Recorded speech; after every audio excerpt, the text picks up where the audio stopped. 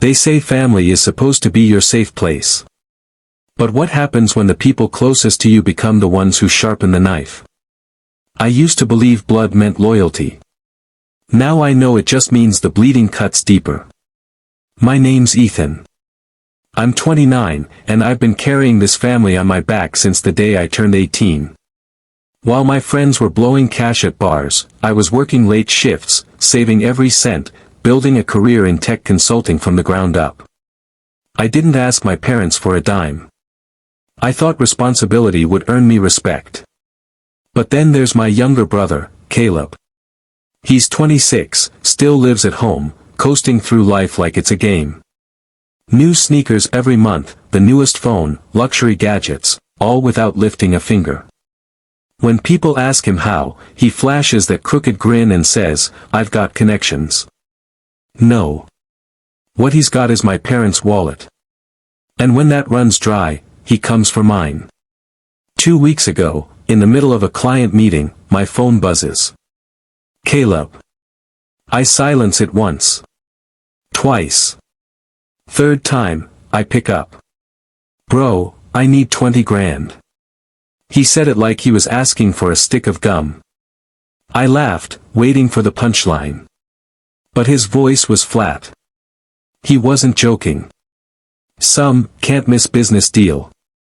The last time he had a deal, he was peddling knockoff sunglasses out of his trunk. I told him no. His reply? Just 3 words, dripping with guilt, "Wow. I thought you were family." And then, click. That's Caleb's game.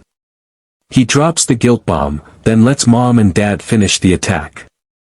Sure enough, a few hours later, mom calls. No hello. No how are you. Just, why are you refusing to help your brother? He's trying to improve his life.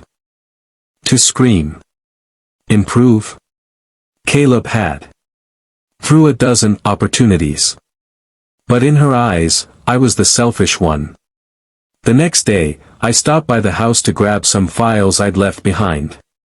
Caleb sprawled on the couch, TV blasting, scrolling through his phone like a king in his castle.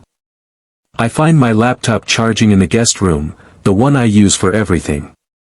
My business, my clients, years of work. As I unplug it, Caleb leans in the doorway, smirking. Still not gonna help me out. Nope. He strolls in, grabs my laptop like it's nothing, walks out to the backyard, and before I can move. Splash. Straight into the pool. My heart stopped. My entire career drowned in that moment. I shouted, "Are you insane?" He shrugged, smirking. Oops. Guess my hand slipped. My parents rush out after hearing me yell. Caleb throws up his hands. It was an accident. And my dad? He looks at me, and says, "Ethan, calm down. It's just a laptop. Just a laptop." The silence that followed was louder than any scream. That night, I didn't sleep. I replayed every second, Caleb's grin, Dad's dismissive tone, Mom's sigh.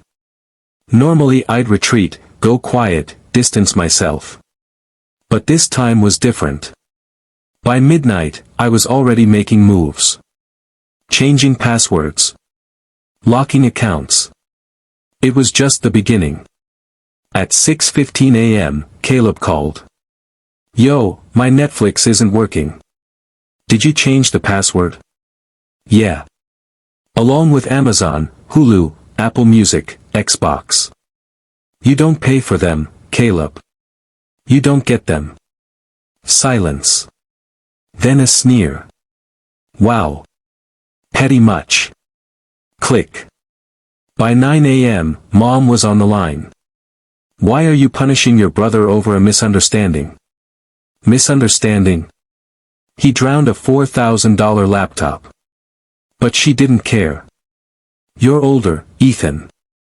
You should set an example. Don't hold grudges."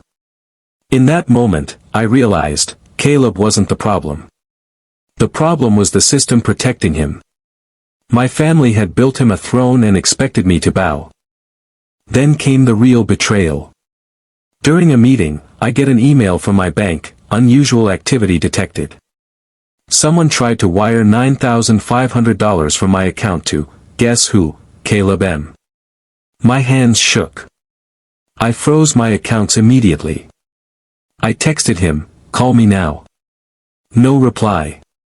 An hour later, Mom called instead. You need to stop accusing your brother. He told me you froze your accounts just to frame him. Frame him. My mother, defending the thief before hearing my side. And then, the final straw. In my mailbox, a notice from my credit card company. An additional authorized user had been added. The name? Caleb M. He wasn't just trying to steal once. He wanted a pipeline.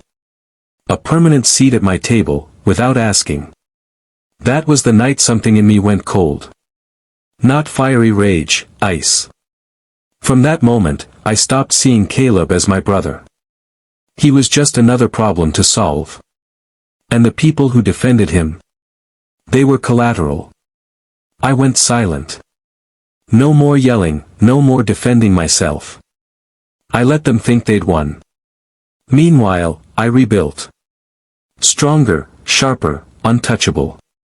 My business grew, my network expanded, and Caleb, well, his little empire was crumbling without him even knowing I was watching.